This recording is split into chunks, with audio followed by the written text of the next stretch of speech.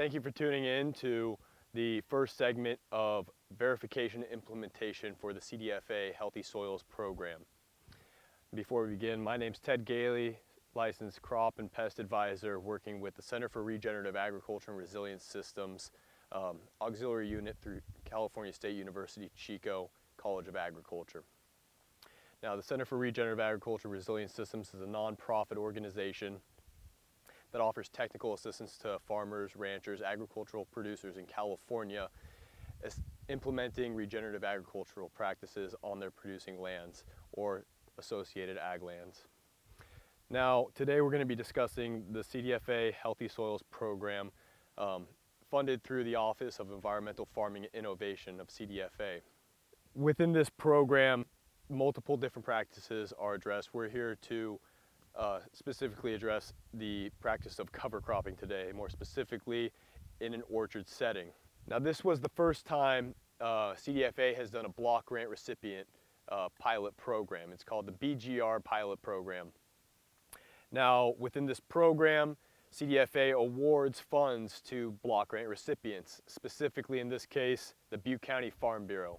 The Butte County Farm Bureau has done an excellent job in awarding these funds to their local producers. CRARS has been subawarded as a technical assistance provider to assist producers in the application, so the solicitation from Butte County Farm Bureau for these funds, and as well as the on-farm implementation, assisting growers in verification, just what's required to receive reimbursement for their practices for which they've been approved. The CDFA Healthy Soils Program is based solely on verification of the practice. So the documentation that you provide to your block grant recipient, Butte County Farm Bureau, your local resource conservation district, whoever that may be, the more documentation, the more accurate documentation that documents the successful verification, implementation of that practice on that field, the better. Now, behind me, all around me, you see Chandler Walnut Orchard, about 15 years old. We've gone in December and implemented a cover crop, multiple species cover crop with a legume. Now, within this program, there are multiple different requirements of how to actually implement this practice. Now, you see behind me, we have widened out the actual middles of this orchard with the cover crop. You can see on either side where the previously existing middles were and where the herbicide treatment previously ended, and you see the lack of germination and growth within those areas. Now, it's important to note that within CDFA's Healthy Soils Program, the practice of cover cropping requires a 60% coverage of the alleys and middles for which the acreage was enrolled. We see here we have our 60% coverage. We've planted the species that are outlined within your replan tool. Your replan tool, I know some of you who have seen these videos pertaining to Healthy Soils Program tell me leave that horse alone.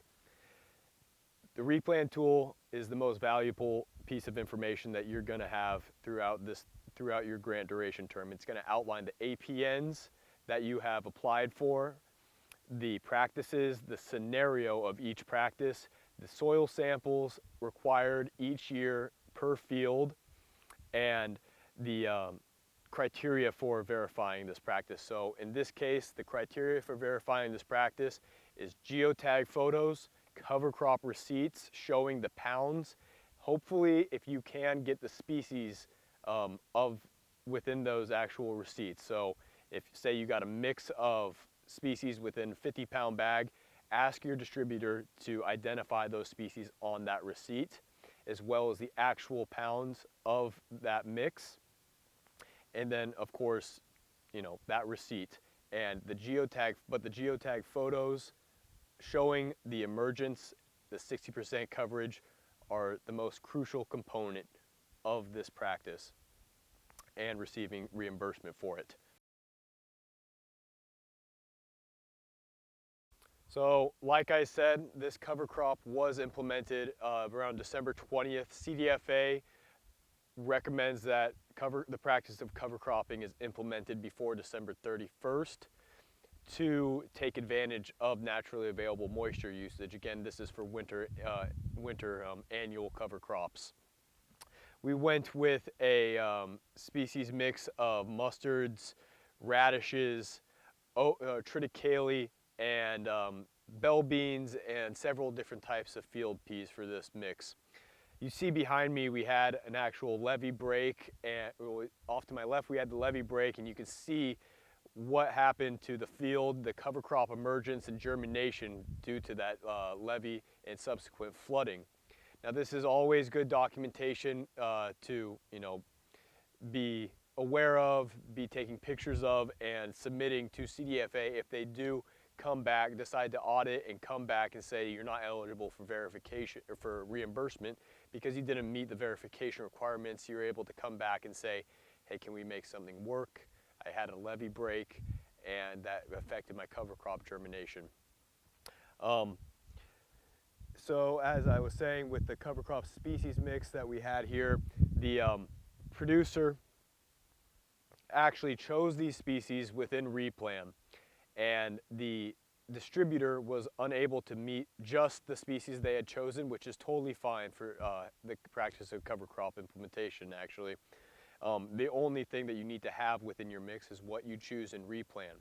If you are going to be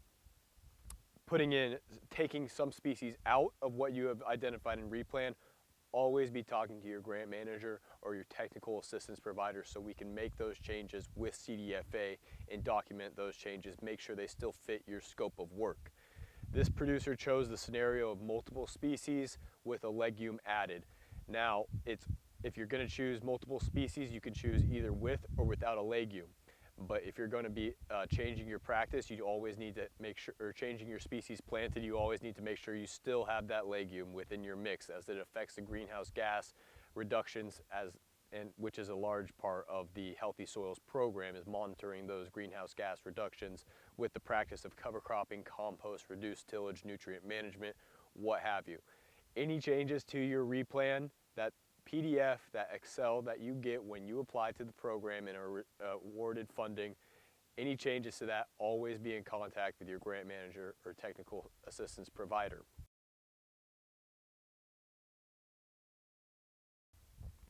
So with the species we chose here, we calibrated it using what's called a NRCS eVeg guide.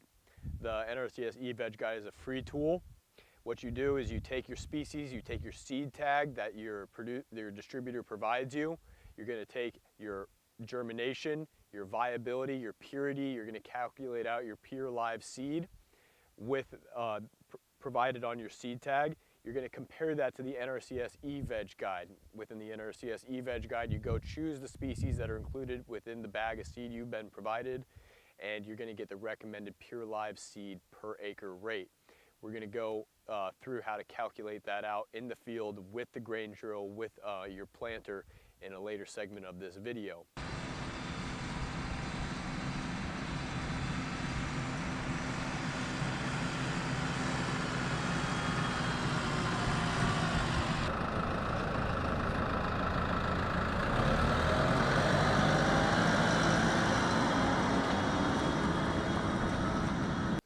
This is an 8-foot no-till Great Plains grain drill. It has both a main seed box where we use our multiple species mix, or a native seed box right here if you're going to be using a single species mix, and it also has a fertilizer box on it. Today we're just going to be calibrating the main seed box. Now this is one of the most important components in the event that your cover crop does not germinate or does not emerge due to climatic conditions, flood, drought. Your neighbor comes and puts down some glyphosate on your field when they're not supposed to. Documenting how you calculated out your seeding rate and logging that in your farm log, so you have that backup documentation to go to CDFA and say, we did our due diligence, we did this the correct way. It's a very important part of this process of implementing a cover crop. So first thing I like to have when I come out to the field to do this is my very high-tech piece of seed box separator. It's to separate the different intakes into the seed hoses. So instead of calibrating all 13 of these openers, pouring seed onto the ground, we're just going to calibrate three. 3 seed tubes go into this reservoir right here. We're going to put this into our seed box to separate out the rest of the reservoir. So we're not pouring seed down. We're going to put our seed in there on the 3 that we're calibrating. We're going to take our reservoir here. We're going to put it in our underneath our seed hoses that we're calibrating. Now you're going to need a pair of pliers or something to loosen up those seed hoses. I'm not sure exactly what a coupler you have, but some kind of device to open up those seed hoses and get them into this reservoir is required. You're going to also need a battery operated scale. You can get these at Target, Walmart, or wherever kitchen appliances are sold. Tare your seed reservoir weight so you have that already logged, and then we can get started with actual calibration. Now, this piece of equipment has a crankshaft on it with a crank bar you see mounted right there. The nice part about that is that the gearbox actually operates at a higher rate. It applies seed at a higher rate than would actually be applied by just a single turn of the wheel. So if you don't have that, you're going to need to calculate out the distance covered by 1 revolution of your drive wheel and the distance and the area covered or width of your actual opener. So here we have 7.5 to 8 feet, and then we multiplied it out by our 4.65 feet of the actual drive wheel diameter or circumference. And with that, we were able to come to about 34, 35 square feet covered by 1 revolution of the wheel. Now, if you don't have this crankshaft, you're going to need to do approximately 125 turns of that wheel to cover just 1/10 of an acre. So 4,356, something like that, square feet for 1/10 of an acre. And that's just calculated out with the distance covered by 1 revolution of your drive wheel by the width of your seeding device. So with this piece of equipment, about 36 turns of that crankshaft is going to cover 1/10 of an acre, a whole lot less than 125 turns of the wheel if you're doing it manually. Now that information can be found within this Great Plains owner manual, the material rates section. It's a very useful piece of information when you are calibrating out your material rates. Also knowing how to read a seed rate chart so you can actually get some starting point to play with. Always recommend if you're using multiple species, go off the largest seed you can find in reference to that seed chart. So for this, I think the largest seed we had was fava beans, and I used pinto beans, the seed rate chart, to get started on a gearbox setting and a opener setting here. Now, it's always important to ask your distributor who you bought this seed from, what they recommend. Calculating out what they recommend in pounds per acre applied of their seed mix. If you come to the conclusion that you think they're trying to sell you more seed based off what they're recommending in pounds per acre, this is a very useful tool just to know how to calculate out your pure live seed based off the germination and the viability that is put on that certified seed tag.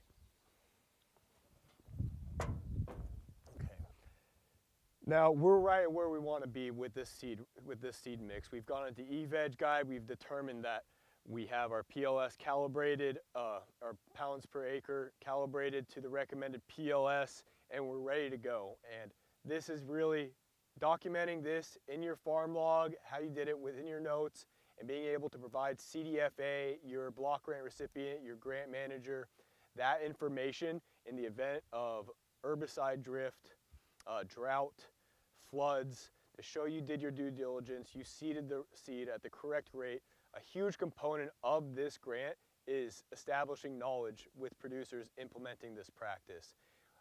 Once if CDFA has seen that grower, you as a producer, have implemented this practice, learned how to implement this practice, done it successfully, and we're just constrained by external factors out of your control, you're most likely going to get reimbursement for this practice, doing your due diligence.